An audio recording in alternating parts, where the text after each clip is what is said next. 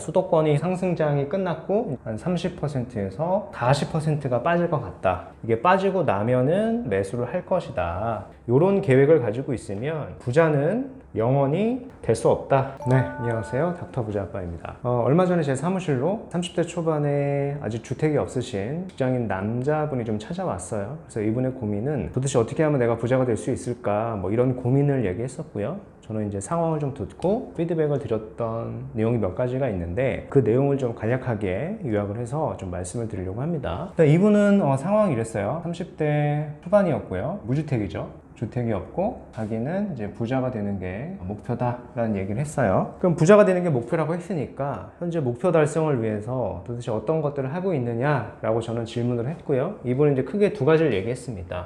첫 번째는 자기는 이제 직장을 다니고 있는데 60세까지 정년이래요. 60세까지 나는 정년이다. 그래서 사실 굉장히 안정적인 직장에 다니고 있다. 또 게다가 이제 좀 나름 해당 지금 부서에서 좀 인정을 좀 받고 있대요. 그래서 급여 외로 자기가 한 1천만 원 정도는 동기보다는 연봉이 조금 높다. 뭐 이런 얘기를 했고요. 그래서 계획이 60세 정년까지 자기는 안정적으로 꾸준히 다닐 거다라는 얘기를 했습니다. 그리고 두 번째가 이제 부동산이 없대요. 아직은 이제 부동산이 없는데 자기가 판단했을 때는 수도권이 현재는 좀 너무 상승장이 끝났고 이제 하락장을 시작을 했다. 그래서 앞으로는 한 30%에서 40%가 빠질 것 같다. 이게 빠지고 나면은 그때 나는 매수를 할 것이다. 뭐 이런 계획을 가지고 저한테 어떻게 하면 부자가 될 수 있느냐 라는 얘기를 했었는데요. 저는 뭐 결론을 이렇게 얘기했습니다. 이분은 이런 계획을 가지고 있으면 부자는 영원히 될 수 없다 라는 얘기를 했습니다. 그 사유가 뭐냐면은 일단은 60세까지 정년은 뭐 장점이 있는 거죠. 메리트가 있는 건데 우리가 약 한 30세 내외, 남자 기준으로 30살 내외에 취업을 해가지고요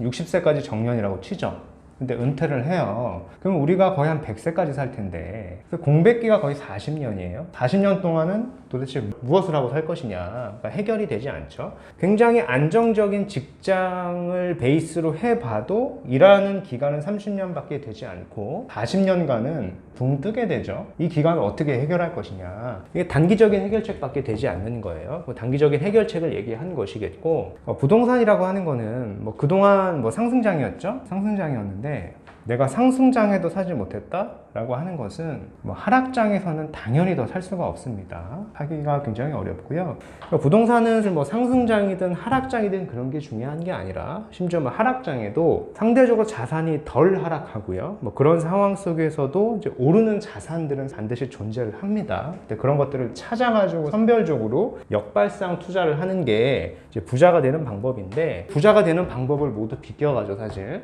그래서 이런 겁니다. 이런 마인드를 가져가지고는 부자가 될 수 없다라는 얘기를 했고요. 그리고 가장 중요한 레버리지를 쓰고 있지 않아요. 레버리지 지수가 0이기 때문에 이 레버리지 지수를 우리가 이해를 하고 이거를 극대화하는 데 노력을 해야 된다라는 얘기를 했습니다. 흔히 이게 우리가 알기로는 레버리지라고 하는 것을 대출이라고만 알고 있잖아요. 사실 이거는 반만 맞는 거예요. 반만. 레버리지는 사실 대출이 아니라 대출은 일부죠. 그 대출을 이용을 해서 우리가 무엇에 투자하는지가 레버리지고요. 그리고 흔히 뭐 레버리지를 써서 자산을 취득한다라고 해서 자산 취득만 레버리지를 잘 쓴다라고 생각할 수도 있겠지만은 우리가 부자가 되려면은 결국에는 이런 시스템, 그리고 세 번째는 사람이에요. 이 세 가지 시스템을 레버리지를 잘 활용해야지 이제 부자가 되는 거고요. 물론 자산을 어떤 걸 취득하느냐, 내가 어떤 시스템을 만드느냐, 그리고 사람을 얼마나 쓰느냐에 따라서 이 레버리지 지수도 레벨은 존재합니다. 근데 결국에는 우리 레버리지 지수를 높여야지 레버리지를 우리가 얼마나 더 많이 쓰느냐에 따라서 내가 부자가 될 수 있느냐 없느냐로 극명하게 갈리는 거거든요. 근데 이분 같은 경우에는 회사라고 하는 시스템이 그런 속해 있는 거고 나라고 하는 근로자는 사실 레버리지를 그냥 당하고 있는 거지 내가 레버리지를 쓰고 있는 게 아니죠. 그리고 자산도 취득을 하고 있지 않기 때문에 레버리지를 아무것도 쓰고 있지 않은 거예요. 그래서 부자가 되려면은 빨리 내가 레버리지 지수를 얼마나 더 활용하고 극대화할 것이냐의 싸움이거든요. 그래서 일반적으로 직장인 같은 경우에는 자산에 투자를 하는 레버리지는 잘 활용을 해요. 일반적으로 1번은 잘 활용을 하는데 2번하고 3번은 거의 활용을 잘 못하죠. 방법도 잘 모르고. 그렇기 때문에 부자는 대다수가 되는 게 아니라 극소수만 되는 겁니다. 그래서 내가 은퇴 시점에 2번과 3번을 준비해서 한다라고 하는 것은 현실성이 너무 떨어지고요. 내가 직장을 다니면서 자산 투자뿐만 아니라 시스템과 사람을 이용하는 작은 사업을 시작을 해야 된다라는 거예요. 이걸 하지 않으면은 결코 부자는 될 수 없다라고 좀 말씀을 드렸었습니다.